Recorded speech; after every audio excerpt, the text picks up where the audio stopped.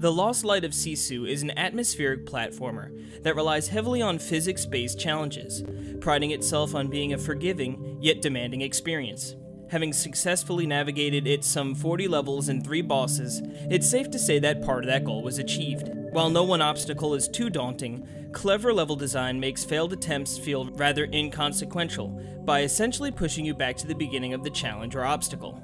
It's a brisk adventure, only taking a few hours to see everything there is to offer, but I found myself thoroughly enjoying the trip. Players take control of a cube-shaped hero who is in search of energy cubes that give the cube different abilities and allow you to reach the exit of each level.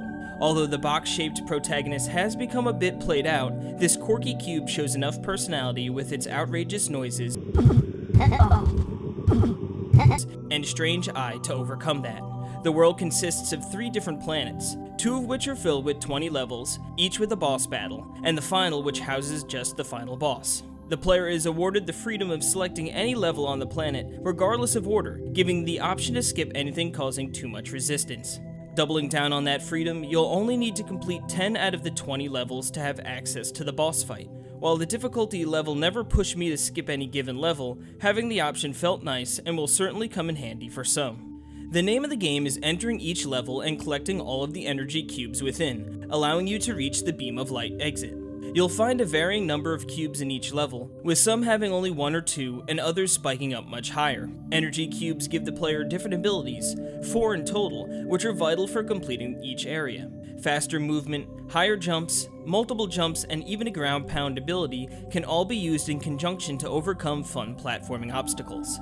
Much to my surprise, I found myself looking forward to underwater segments. Jumping from higher ground to plummet further down into the water felt great, and the ground pound ability felt really satisfying when tackling challenges. Starting off each level slow and weak, but beefing yourself up towards the end never got boring, especially when stacking so many power-ups that it becomes borderline overpowered. Staying in line with the philosophy of delivering a forgiving experience, failing to overcome an obstacle on your first, second, or even 5th attempt will result in the same thing: getting knocked off your path and redirected back to try again. You won't get kicked out to a load screen or lose a life, but obstacles will push you aside and disrupt your path and movement. This harmlessly lets you get right back into the action, attempting the challenge again. Later levels have gusts of winds waiting to slide you back to the beginning of an area on your first misstep. It becomes increasingly fun when these hurdles end up becoming necessary to overcome the task at hand. Combined with the atmospheric visuals and the lack of soundtrack, outside some ambient noises, and the experience ends up feeling a bit tranquil. Some of the most memorable areas were the mazes with no lighting outside of your cube. Collecting different energy cubes caused the colors to mix and change the light being omitted, which made for some really cool moments. I can't think back to ever playing a platformer, or any game for that matter, where some of the most enjoyable areas were underwater. However, the Lost Light of Sisu now holds that distinct honor. This easygoing platformer gives the flexibility of selecting any level regardless of order, and is forgiving when facing obstacles within each stage.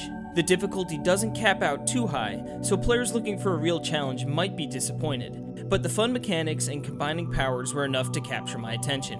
The entire adventure only lasts a few hours, but manages to stay fresh from beginning to end.